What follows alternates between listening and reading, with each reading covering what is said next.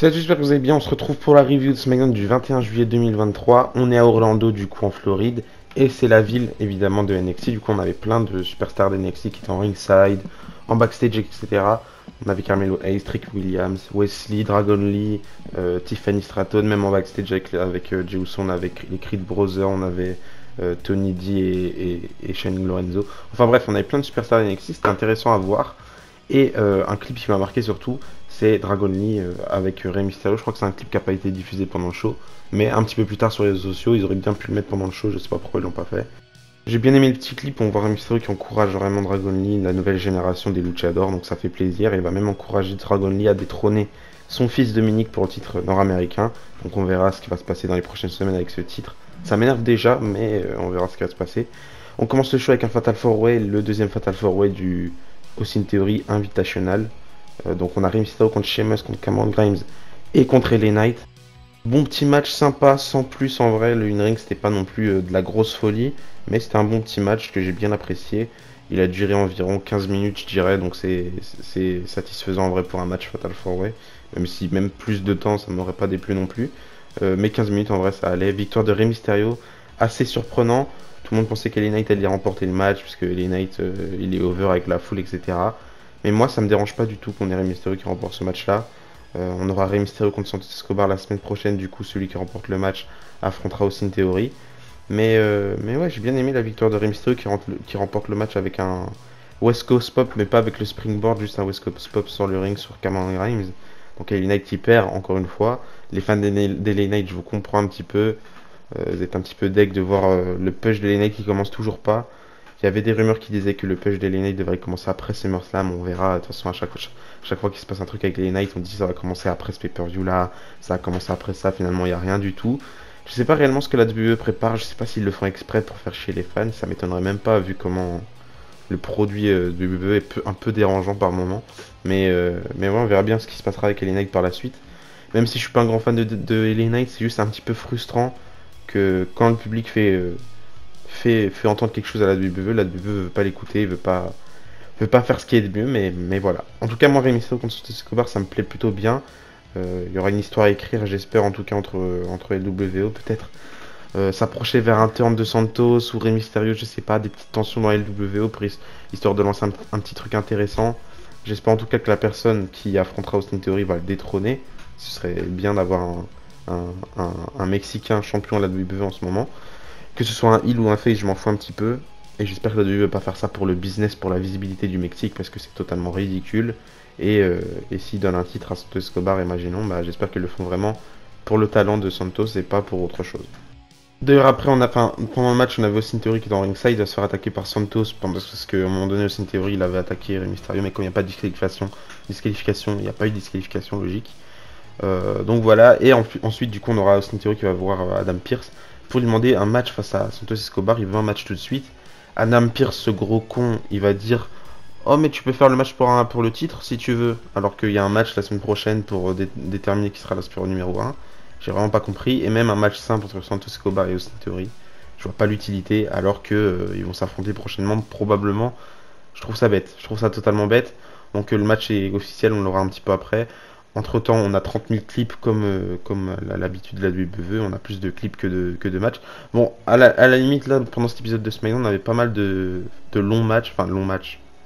On avait pas mal de matchs plus longs que d'habitude, donc c'était un petit peu plus long que tous les clips qu'on a eu, j'imagine. Si je compte, ce sera vraiment le contraire. Mais on a toujours 30 000 clips inutiles qui servent à rien, où on nous remonte ce qui s'est passé plus tôt dans la soirée, on nous remonte ce qui s'est passé la semaine dernière, on nous remonte ce qui s'est passé à Raw la semaine dernière, on va même nous remontrer ce qui s'est passé le mois dernier. Enfin bref, ils abusent toujours trop sur les clips et pour moi c'est vraiment inutile. Entre les matchs, t'as bien 10 minutes de clips qui servent à rien alors que tu pourrais faire quelque chose d'intéressant.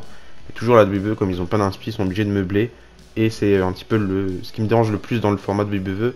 En plus, par rapport aux clips, toujours ils arrivent à caler un clip pendant une entrée, pendant le début d'un match qui a rien à voir avec le match. Enfin bref, je trouve ça totalement inutile et juste chiant ce format télévisé de WWE qui, bah, c'est pareil depuis toujours, hein, en vrai. Même si à l'époque ça pouvait être un petit peu plus soft, j'imagine, avec les clips. Et là c'est beaucoup trop, toujours on remonte avec progressive, match flow, on va te remonter le match de la semaine dernière, alors que tout le monde s'en fout parce qu'on l'a déjà tous vu. Enfin bref, je trouve ça inutile. Entre temps, du coup, on a un match en simple entre Charlotte Flair et Io Sky. Le match était sympa, il a duré 10 minutes, lui aussi, je crois, ou un petit peu moins. Victoire de Charlotte Flair qui remporte le match clean. Je pense pas que c'est totalement clean. En fait, on avait Bayley qui était en ringside. Elle voulait aider Io Sky. Mais à un moment donné, pendant le match, on a eu un clip de Shotzi, encore une fois, qui va venir taquiner Bayley. Et Bayley, elle va avoir peur, elle va partir, elle va pas aider Io Sky. Donc Io Sky, elle va être troublée. Elle va se manger un natural selection. Et victoire de Charlotte Flair qui remporte ce match-là. Clean face à Io Sky. Mais en tout cas, c'était sympa d'avoir un petit match entre les deux. Je trouve que ça fait plaisir. Et d'ailleurs, le match est officiel. On aura bien le triple threat match Asuka, Bianca Belair et Charlotte Flair pour SummerSlam. À voir ce qui va se passer pendant ce match-là. Mais en tout cas, j'ai quand même hâte de voir ce qui pourrait se passer dans le ring pendant ce match-là. Et d'ailleurs, après la victoire de Charlotte Flair, histoire de mettre un truc en place, on a Asuka qui va évidemment venir attaquer Charlotte Flair. Voilà, pas grand chose à rajouter là-dessus, mais on a Asuka qui est là. On avait aussi en backstage Shawn Michaels qui a débarqué, parce qu'on avait Dominic Mysterio évidemment et Rhea Ripley qui était en backstage. Et Shawn Michaels qui a débarqué. On avait aussi Butch, et du coup il y a un match qui a été officialisé. Dominic Mysterio va défendre son titre nord-américain face à Butch dans le main event. Enfin, pas dans le main event, parce qu'il y a eu un clip, enfin il y a eu un segment juste après, mais dans le dernier match du coup de la soirée. D'ailleurs, Shawn Michaels qui a failli appeler Butch Pete Dunne. Ça montre un petit peu la logique de la WWE qui a.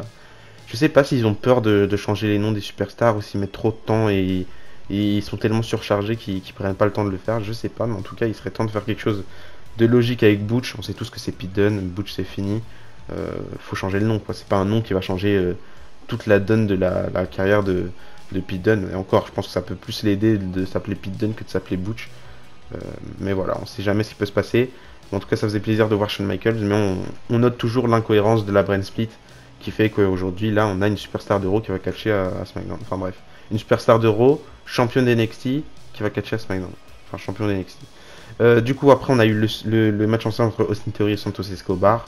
Le match a duré 10 minutes, même moins, un tout petit peu moins que 10 minutes. On a eu quand même un match assez long. Victoire de Santos Escobar qui remporte le match clean. C'est pour vous dire à quel point la WWE s'en fout totalement d'Austin Theory. Après, je suis persuadé qu'Austin Theory va conserver son titre quand il va devoir le défendre prochainement. Mais victoire clean de Santos Escobar, je sais pas pourquoi, peut-être pour faire monter son star power un petit peu, ou je sais pas, mais victoire clean, ça m'a surpris un petit peu, mais ça m'a surpris tout autant que le match soit officiel d'ailleurs. Ensuite, on a eu le match pour le titre nord-américain, du coup Dominic Mysterio qui défendait son match face à Butch. Là, le match il a duré 5 minutes. 5 minutes pile, je crois même en plus. Le match était sympa en vrai, on a eu 2-3 petits moves sympas de Butch. De toute façon, Butch dans le ring c'est toujours très très intéressant. À côté de ça, Dominic Mysterio il m'intéresse très très peu. Et j'aime pas le fait que Dominic Mysterio catch à SmackDown alors qu'il y a eu une draft qui a été faite il y a 2 mois où Triple H je me disais vraiment que la draft ça allait changer le game, la draft elle allait être bien stricte. Là on n'a rien du tout qui est strict, c'est limite l'inverse et c'est dommage que ce soit terminé au bout de 2 mois comme ça. D'habitude ça met au moins on va dire 1 an avant que il se passe un petit truc, on a une superstar qui apparaît comme ça, par-ci par-là. Mais là, ça a mis 2 mois, voire encore moins, puisqu'on a eu des apparitions un peu récemment, Paul Heyman, etc. Et les Knight qui passaient à Raw aussi. Enfin bref, un peu dommage que tout soit cassé comme ça. Mais du coup, victoire de Mysterio qui remporte le match grâce à Rhea Ripley comme d'habitude. On avait Rich Jones qui est en ringside aussi. À un moment donné, on a Pretty Lee qui vont intervenir avec Elton Prince qui est blessé à l'épaule, mais qui arrive en chaise roulante. Un peu incohérent, mais c'était drôle. Et ça fait partie du personnage de Pretty Lee, donc c'était sympa. Et ensuite, on a terminé le show avec le face-à-face entre Jey Uso et Roman Reigns. Donc on a Jey Uso, Paul Heyman, Roman Reigns et ceux-ci quoi qui sont dans le ring. On a Roman Reigns qui est en bout de table évidemment et Jey Uso qui est sur le côté. Donc on a un contrat au milieu pour signer le contrat pour SummerSlam. Roman Reigns commence par signer le contrat. Jey Uso il prend le contrat, il le déchire totalement. Ils disent que le match ça va être un match tribal, un combat tribal, un tribal combat. Il n'y a pas besoin de contrat, le contrat c'est dans le sang. On a Roman Reigns qui va demander à Jey Uso si les anciens ils sont au courant de tout ça. Jey Uso il répond que c'était l'idée des anciens même de faire un combat tribal comme ça. Je sais pas vraiment qu'est-ce que ça veut dire. Dans le match, enfin dans ce qu'il raconte avec le combat tribal, il dit que ce sera un match où tout est permis, un match où il pourrait prendre un kendo stick, il pourrait prendre une chaise, il pourrait même fouetter Roman Reigns avec un foulard. Enfin bref, c'est un match où tout est permis, j'imagine. On a Jey Uso et Roman Reigns du coup qui sont d'accord avec le match. Ils se lèvent. Au ce moment je me suis dit mais qu'est-ce qu'ils font? Ils se lèvent, ils se rejoignent. Enfin au départ on a Roman Reigns qui enlève son collier de fleurs ou je sais pas trop ce que c'est. Il le pose sur sa ceinture. Après on a Roman Reigns et Jey Uso qui se mettent face à face. ils se serrent la main tête contre tête en mode ils se donnent du respect. Mais j'imagine que c'est dans la tradition, donc j'ai apprécié en vrai de voir ça. On a ceci quoi qui pète un câble, il veut faire un Samoan Spike à Jey Uso, mais on a Roman Reigns qui l'en empêche, parce que j'imagine ça fait partie du truc, ça fait partie du deal. Il y a du respect maintenant entre les deux pour le match, donc tu vas pas l'attaquer, c'est le contrat du sang. Enfin bref, et à ce moment-là, Jey Uso lui il perd pas de temps, il va attaquer Solo Sikoa, et c'est comme ça que va se terminer le show. Donc c'est bien officiel, on aura Roman Reigns contre Jey Uso à SummerSlam. Pour le titre j'imagine, je dis toujours les titres parce qu'il se travaille avec tous les titres. Mais je pense pas que ça ait été officialisé que ce soit pour les titres. Mais en tout cas, j'ai hâte de voir ce match-là. J'imagine que ce sera le main event. C'est comme ça que se termine cet épisode de SmackDown. Assez léger cet épisode. On a eu pas mal de in-ring, mais on a surtout eu pas mal de clips pour meubler tout ça. Je vais pas vous faire un résumé des clips parce que c'est inutile. Et de toute façon, les clips, on les a déjà tous vus. Mais en tout cas, l'épisode, j'ai trouvé sympa, à part 2-3 petites choses qui me dérangent comme d'habitude. Mais c'était un bon petit épisode de SmackDown. Donnez-moi votre avis dans les commentaires par rapport à cet épisode de SmackDown. Et d'ici là, je vous dis à la prochaine. N'oubliez pas, tant que le catch est sport, bisous.